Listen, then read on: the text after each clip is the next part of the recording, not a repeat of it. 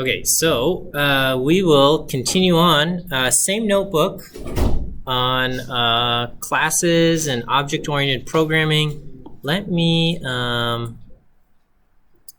restart the kernel here, and let me just kind of run through all of our cells. So, okay, so this is what we did on Monday, and we are just continuing on. So far we've been defining these classes that didn't really have anything in them, and we've just been adding attributes in an ad hoc manner. Okay, and you know, we pointed out a few things about how objects created using a class are mutable, and then and if you make copies, they're going to copy references and things like that. We also wrote a couple functions that that take class objects of a particular class and do things with them and return values. And then we started introducing methods. Okay, and so methods are functions that belong to the class definition itself. All right, so I'm going to pick up right here under methods and the time class. So if you are restarting your thing, you might have to restart your kernel and then just kind of run through all of the cells up to this point where we get into methods and the time class. Okay, so here we are still doing the same thing in that we are defining our classes in this ad hoc manner, where right now our class definition has nothing in it, and then I have a function, and we're going to just kind of run the function on an instance of this. So so I created a class capital T time. Start is going to be an instance of capital T time. I add these attributes: start.hour, start.minute, start.second, and then I say print time. And I call it on this function start, and what print time does is it just formats time.hour, time.minute, and time.second. It formats those values into basically 09:45:00. Okay. The easiest way to switch from just a standalone function into a method is to just kind of copy that definition. So here I'm going to define print time, that function definition, and I'm going to put it inside my class definition. And notice as soon as I do this, I actually don't need to put in my docstring. I've been using the docstring just as kind of a placeholder so that Python doesn't give me an error for having an empty class definition. Because normally when you define a class, you need to have something that goes in there, and you know, so far all of our class definitions have literally had nothing in them other than this docstring. But by having a docstring in there, Python's not going to give me an error. So anyway, I just copied and pasted this definition of the function into the definition of the class. And so now this is a method that belongs to the class. And so here I'm going to do the same thing. I create an instance of the time class object, and you can call that method by taking that instance start dot method name. Okay, so I'm going to do start dot print time. The other way you can call it is you can actually use the function inside the class definition. So I can also call capital T time. So using the class definition of time, find the method print time, and I can call it onto start. But generally, we don't do it that way, and we would do start dot the object. This is the instance of the time class object called start, where the hour is 9 and the minute is 45 and the seconds is 0, and then we will call print time on that, and it does that. Okay. So when you call the method from the object itself, the object is known as the subject of the method, and the subject start just gets passed in to the method as the first argument. So here, the first argument here is time, And what that's going to do is it's going to pass the start object itself into the first argument for print time.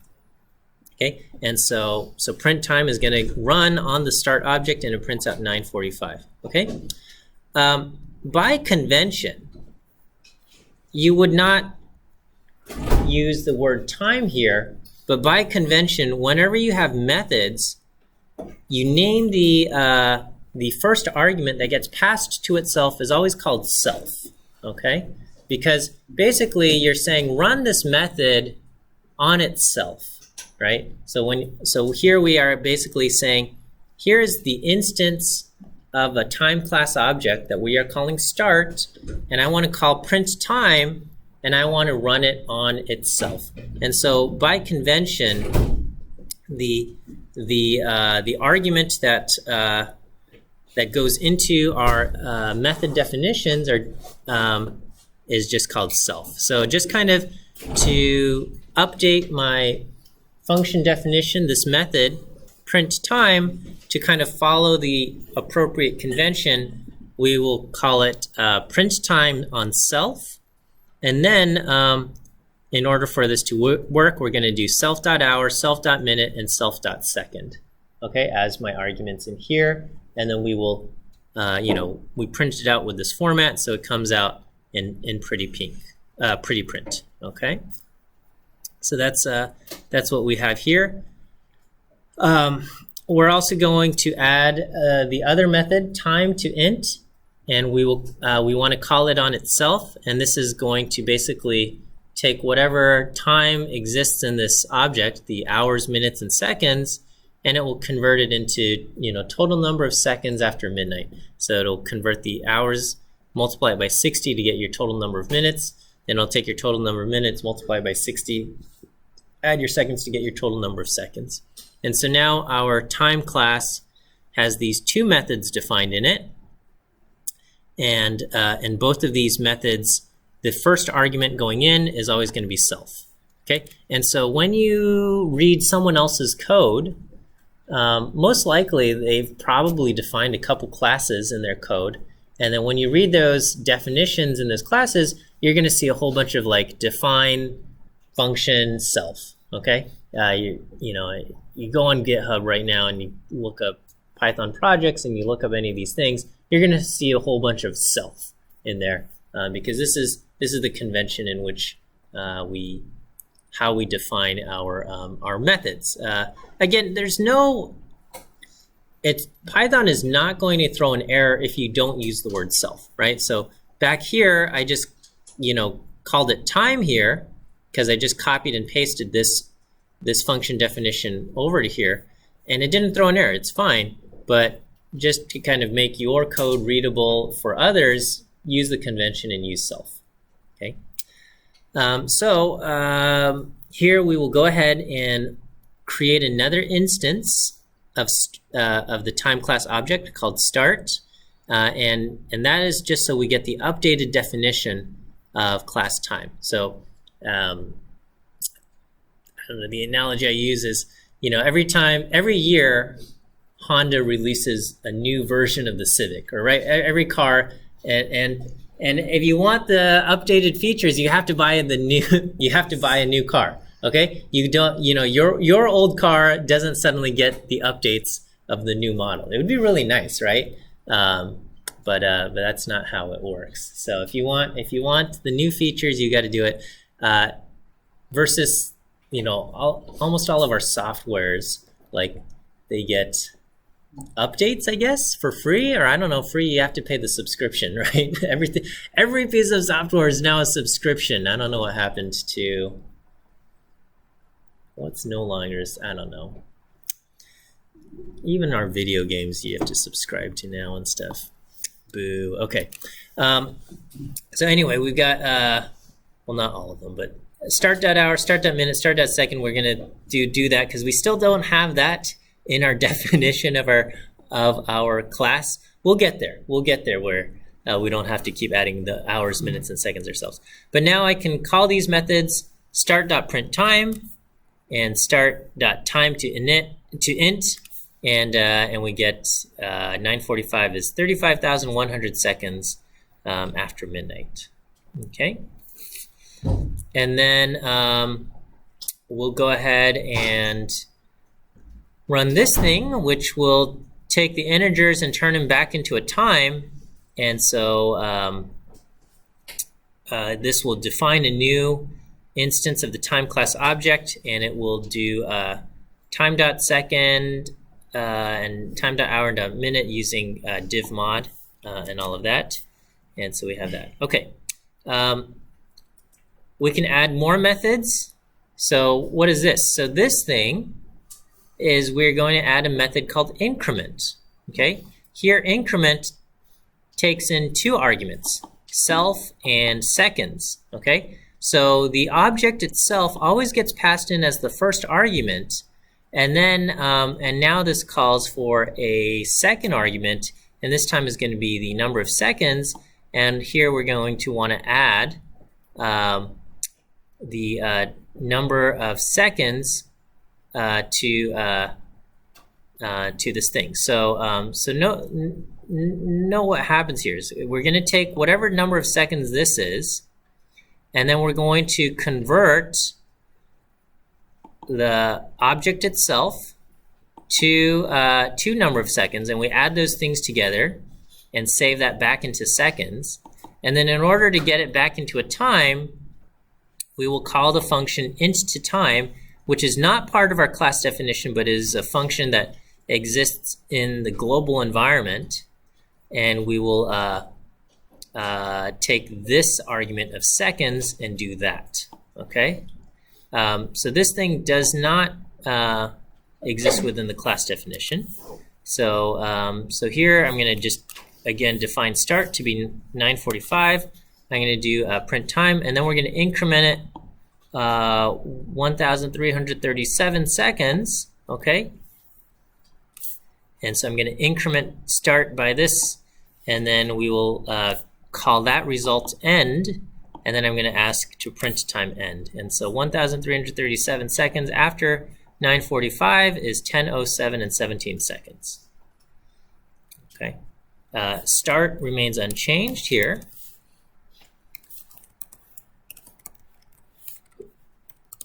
Okay, because notice this did not modify when we call define increment self comma seconds, it doesn't modify that. Notice when I call start.increment, okay, 1337 automatically gets interpreted to be the second argument, because start is always going to be, the object itself is always going to be the first argument itself. Okay, so here you don't have to write, so even though this function takes in two arguments, when you call it, you only put in one value there, and whatever value you put in here will always get put in as the second argument here. The object itself will always be the self, always the first argument there. Okay, so if I tried to do something like this, start.increment 1337 460, it's going to complain, and it will say increment takes in two positional arguments, but three were given. And it feels confusing because again, there's only two arguments that appear here, but because it's a method, the object itself start always gets passed in as the first argument. So it's really, you're getting self, 1,337 and 460, and that's why it says three arguments were given, even though it appears that there's only two. Okay.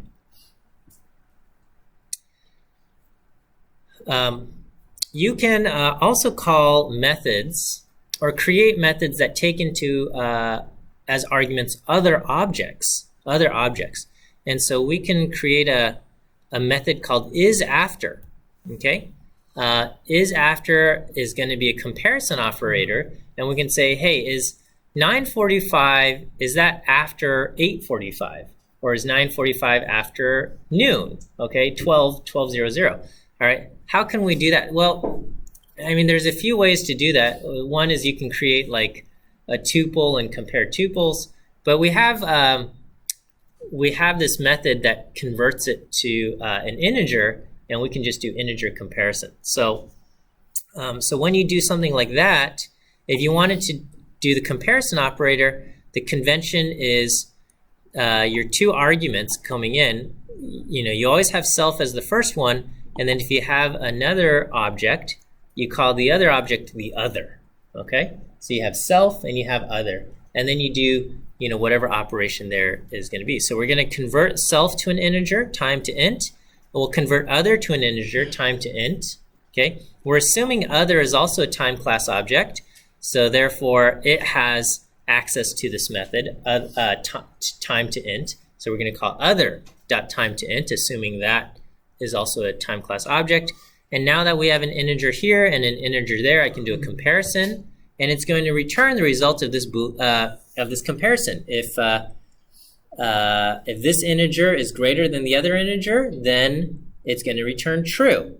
And so is after will be true, but if it's less than or equal to, then it will return false, and is after will be false, right? And so is after, just the naming of your method itself kind of gives you a hint that the result of this thing should be a Boolean true or false, right? So anytime you have a function or method that returns true, false values, it's handy to phrase your method name as a yes, no question.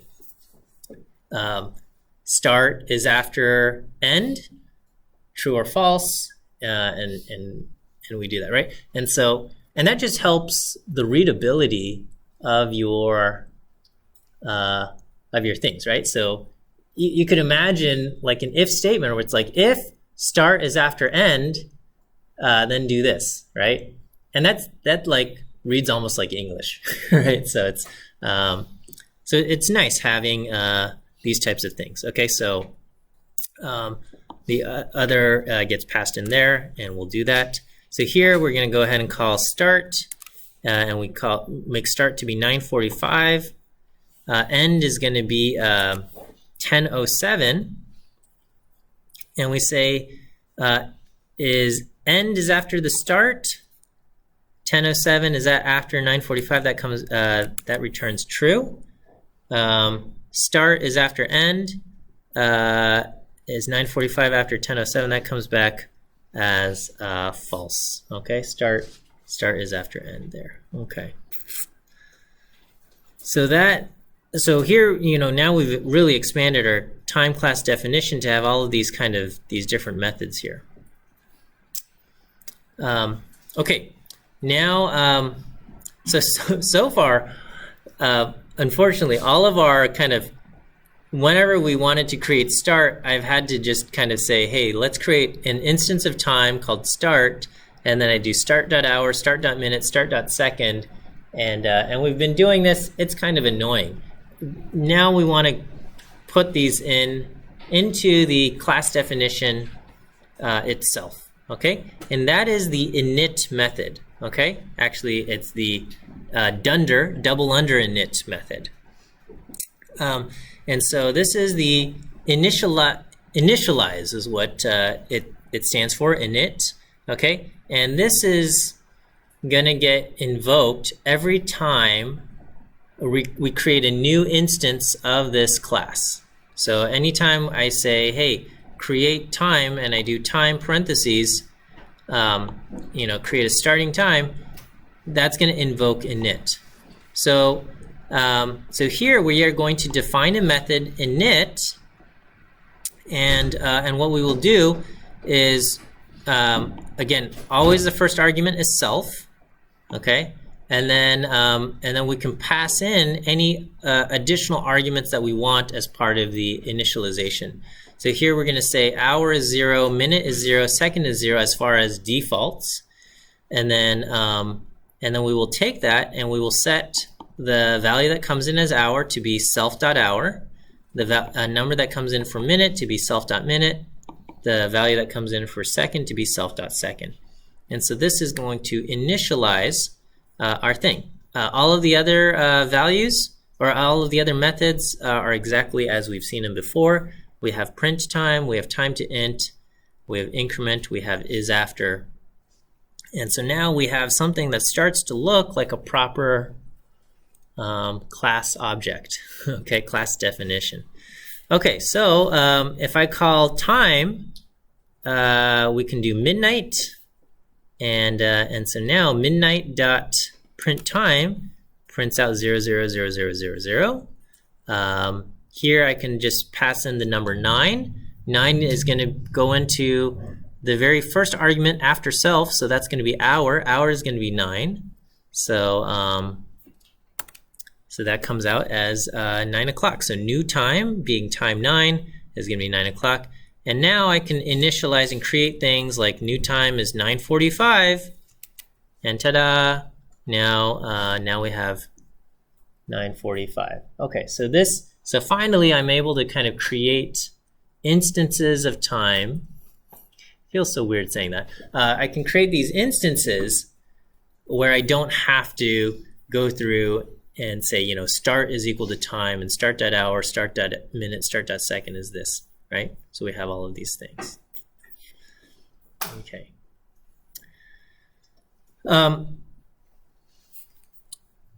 We have also been, I don't know if this has been annoying or not, but you know, if I just call new underscore time here, you know, I get back this thing that says main.time at this and that.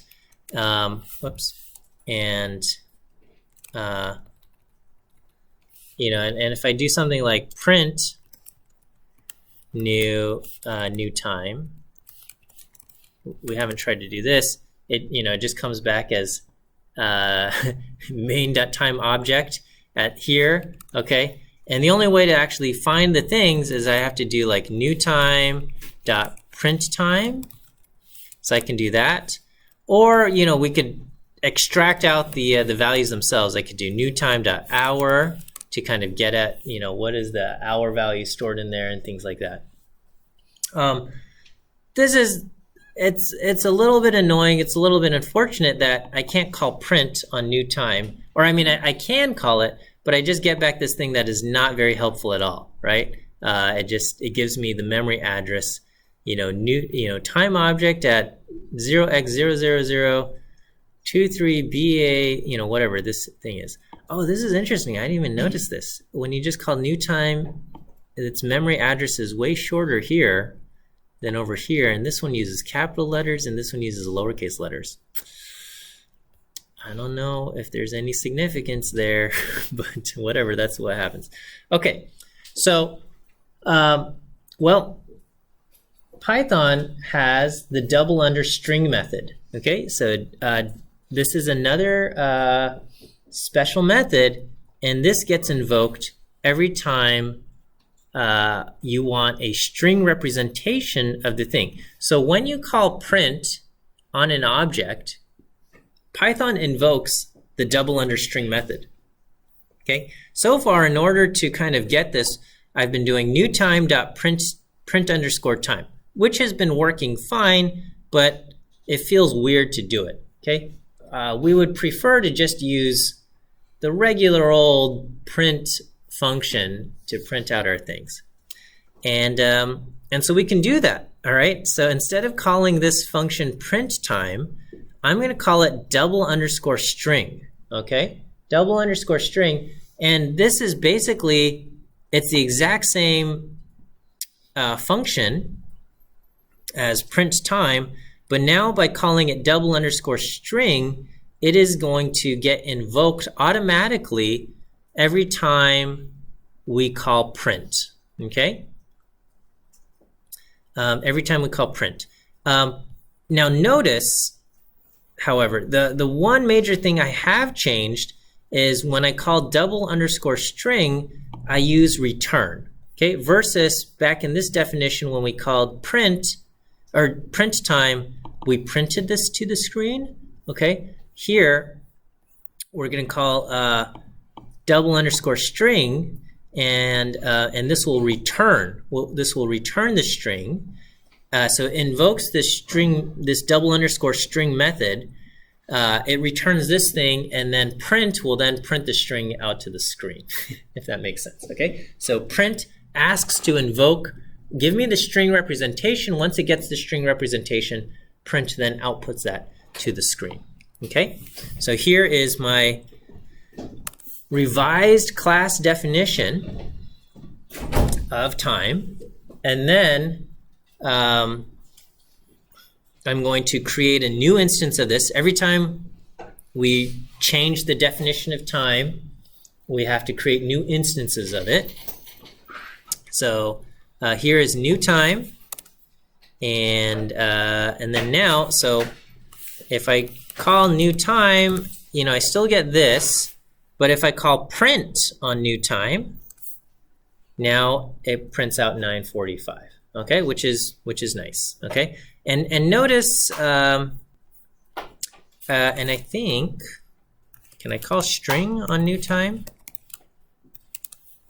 Okay, when you call string on new time, so string will invoke the string itself directly. All right, and so this gets returned as a string, and then print invokes the string method and then prints it out. Okay, so print returns none, versus string actually returns the string. Right? So like if I say print the value 9, we get 9 gets printed out, versus like convert 9 to a string, and we get that. So so here you can call string str or print on new time. String returns the string itself, and this is an actual output that you can then kind of work with.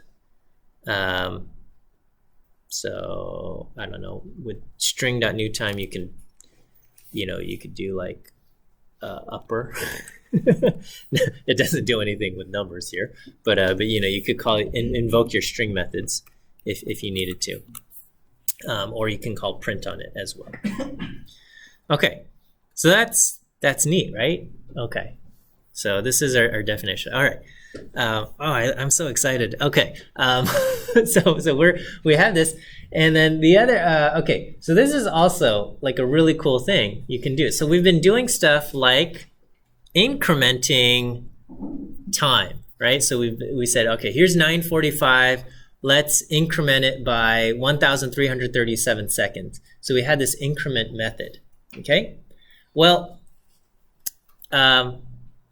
we can basically invoke that increment method if we wanted to with like the plus sign, right? So wouldn't it be nice if you said like 9:45 plus like an hour 35, or plus 1,337 seconds, right? Rather than calling, start dot increment or something like that, right? Because plus adding, that it kind of makes sense to just use the plus operator. Okay, so how do we do that? Well, Python has the double_add method. Okay, and this method gets invoked anytime Python sees the plus operator. Okay, so I mean, Python uses the plus operator for like 5 plus 7 and things like that.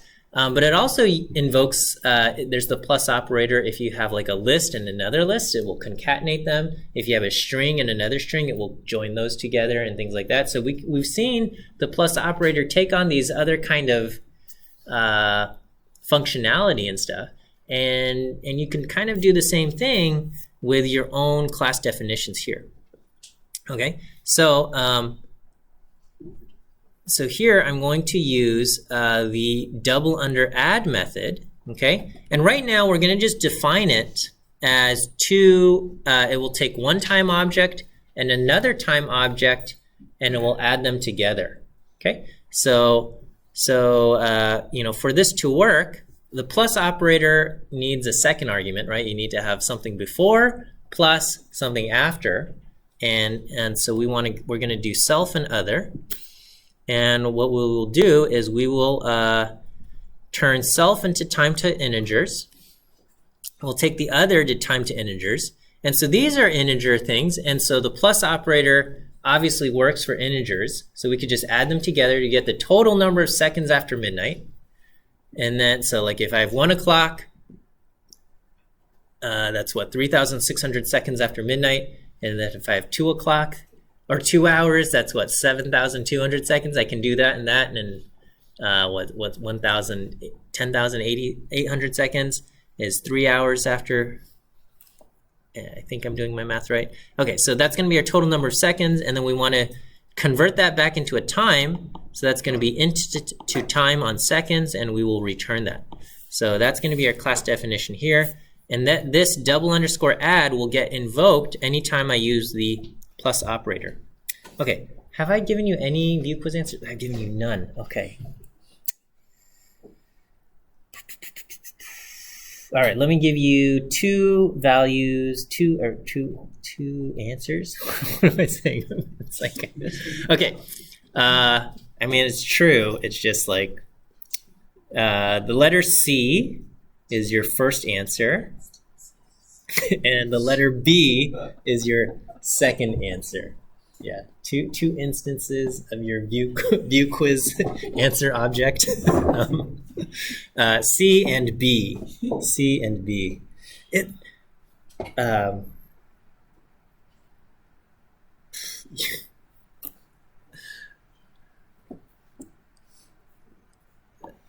The way we speak when talking about computer programming, like it seems normal to us, but then like to an outsider, it's like this is an instance of that. Well, I mean, of course it is, but all right. So anyway, here is we're gonna have start 9:45, duration 1:35.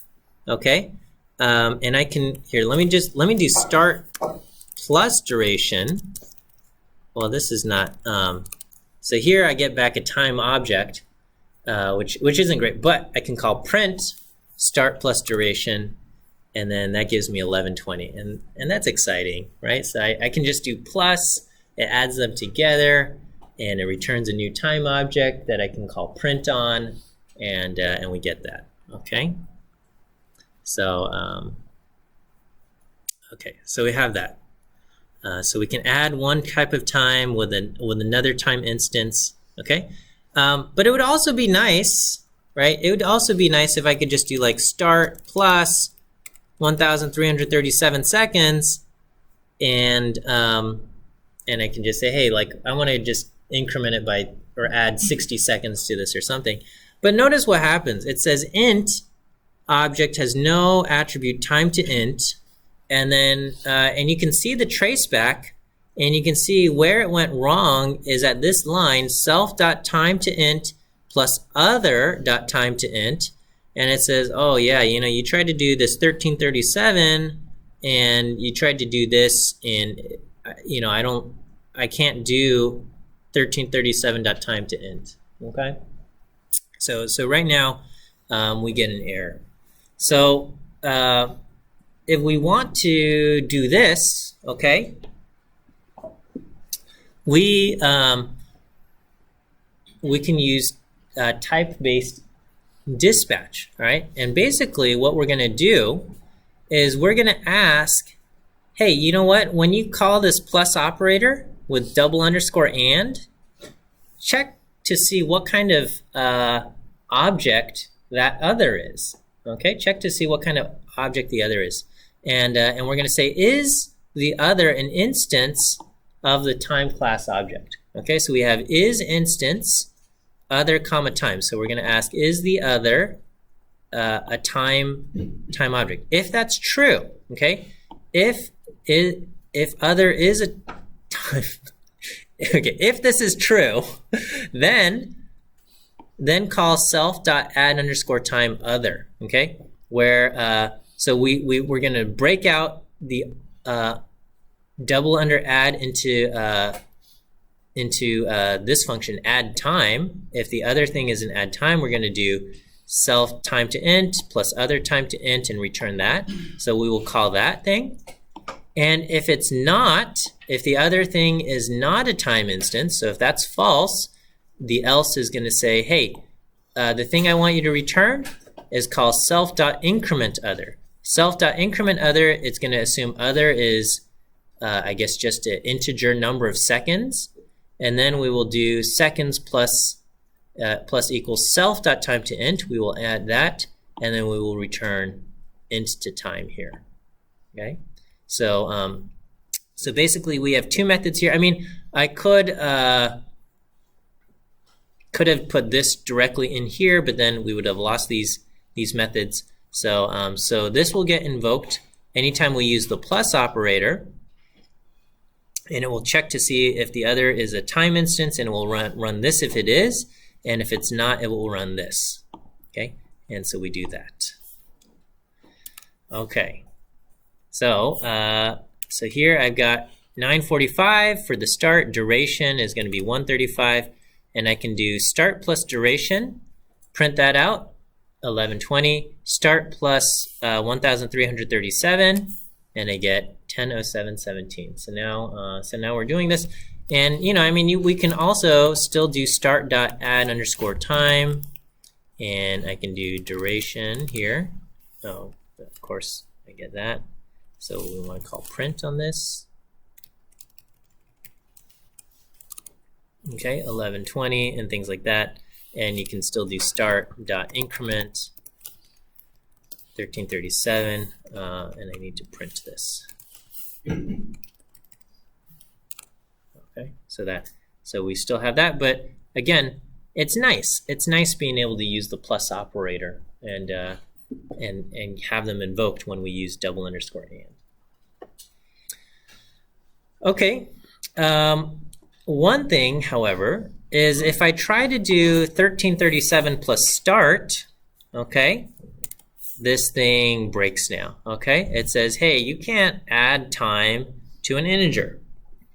Okay, you can't add time to an integer, and the problem here is that when Python sees start plus 1337, it sees the plus and it can call the double_add method. Okay, but here with 1337, it sees that as the first argument, and then it's looking to say like, hey, can I add a time thing? An integer doesn't know what to do there. Okay, so this is where we have the special method radd. Radd is for right side addition. Okay, and so here with right side addition, basically that basically means if the time class object is on the right hand side of the plus operator. So if you have an integer, or if you have something plus a time class object, then it's going to do right hand side addition. So here, you know, we tried to do an integer plus a time class object and didn't know what to do, and so here it's going to see this, and it will invoke this. So now we can do so if it sees the right hand addition with self and other, what we will call is we will do self double_add on other. So we will kind of rearrange this to do self plus the other, and now this will work. So I can do start duration, start plus duration. I can do start plus 1337, and now I can do 1337 plus start, and this will work out well. Okay. The order of operations, if there is some kind of conflict, so hopefully you don't run into some kind of conflict, but if there is, the left side addition takes precedence over the right side addition. So if you had like some kind of object and then another object, and this one has left, this one has an add operator, and this one has a right add operator, the regular addition, the left-hand side addition, which is our normal addition, that's how it's going to work. Okay. Okay. All right. Oh, okay. So this is so cool. I feel like I say that about every Python thing. So because we've implemented this double_add with the plus sign, okay, Python can now do things like calculate the sum, okay, and so even though we never told it how to do this, I can create multiple instances of time, and I can sum them together. So I can have T1 is an hour 20, T2 is an hour 40, and T3 is an hour 30.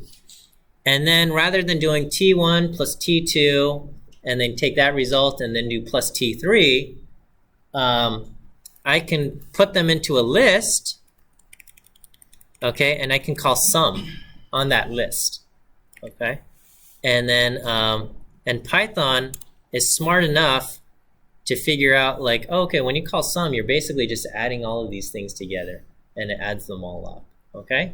And that's cool, right? Like, and I think I can still do this. Print T1 plus T2 plus T3. That will work. And you can just kind of do T3 here. You can create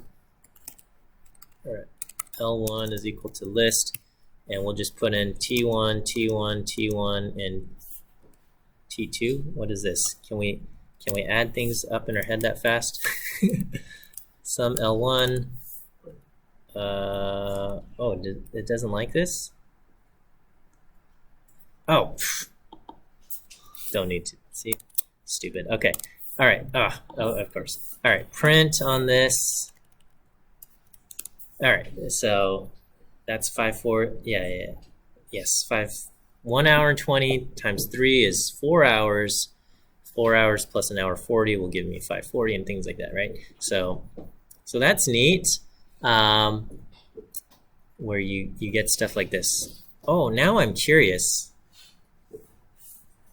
See, let's test how. So let's do L2. Let's add in 30 seconds here.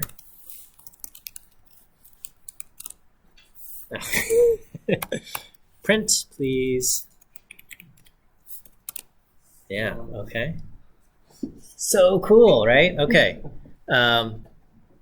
So that is so that's like one of the neat things that you get just by implementing double underscore add. Okay, by using double underscore add, Python suddenly understands a whole bunch of stuff. Like, okay, you want to add this, and you want to add this, and you want to add that. There are even more methods that Python can do. So we will start looking at additional stuff. I guess. Okay, so I'm going to go on to Python conference, so you're going to get a pre-recorded lecture. But there's going to be more stuff here. Okay.